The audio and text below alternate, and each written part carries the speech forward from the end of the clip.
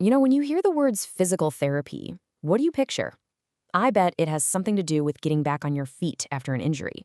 But what if I told you its real superpower isn't just fixing what's broken, but stopping it from breaking in the first place? Today, we're going to look at physical therapy as a powerful tool for wellness, not just recovery.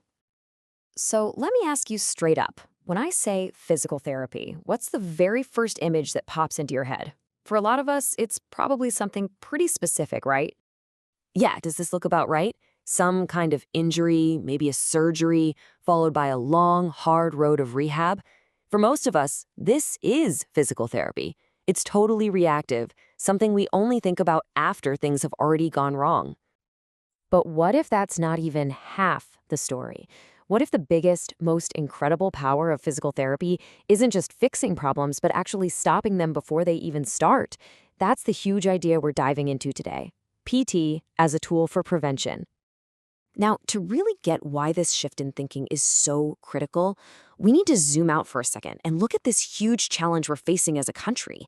It's this gap between the health we say we want and the health we actually have. Let's just call it the wellness gap.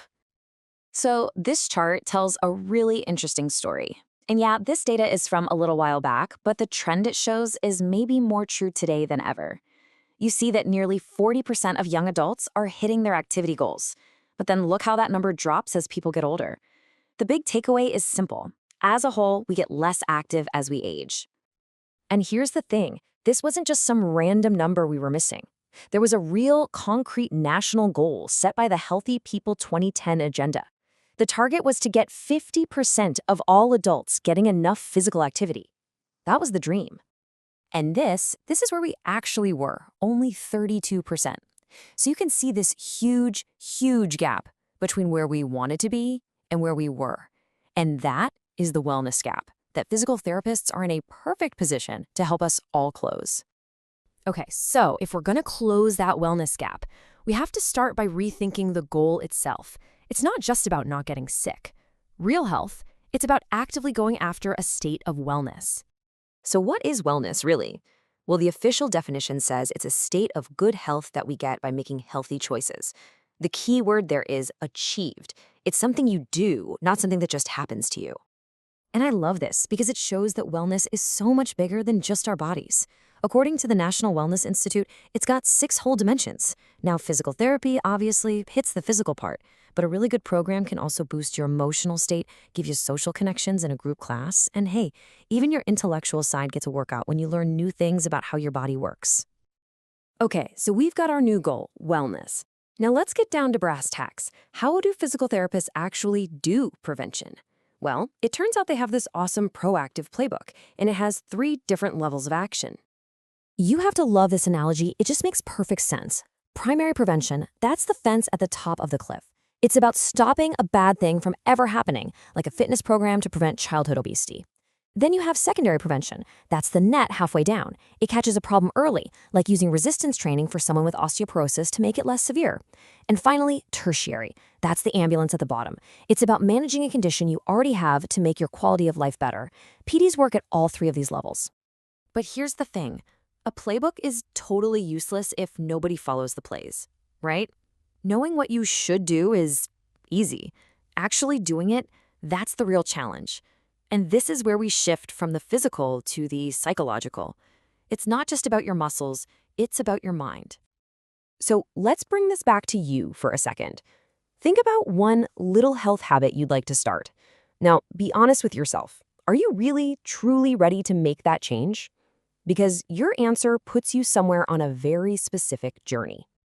This is called the Transtheoretical model, which is a fancy name for a roadmap of how we change.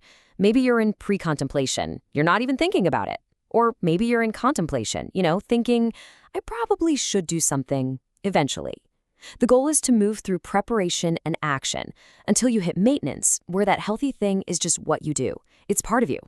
A good PT can help you figure out exactly where you are and what you need to do to get to that next stage. All right, enough with the theory. Let's see what it looks like when all these ideas come together in a real-world wellness program. We're going to use the example of a PT creating a special class for women dealing with osteoporosis. Any good program doesn't just happen by accident. There's a method to the madness. It all starts by finding a real need in the community. Then you set super clear goals. From there, you build a program and actually put it into action. And then, this part is so important, you evaluate the results to see what actually worked. It's this constant cycle of getting better and better. And check this out. This is what that program could actually look like, session by session. This isn't just a bunch of random exercises. Notice how it builds on itself, right? You start with the basics, posture, in week 1.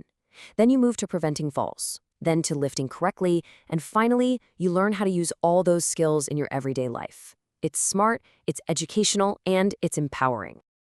So we've seen how a great program is built. But the real magic isn't just getting through 4 sessions. It's about creating changes that last a lifetime. So what's the secret sauce? How do you make these healthy habits actually stick? This slide basically puts it all on the table. Over here, you've got the roadblocks, the stuff that makes us quit. It's boring, it's inconvenient, your family isn't on board. But on the other side, you've got the keys to success. Great leadership, a solid routine, actually having fun with it, and getting that support at home. That right there is the recipe for success.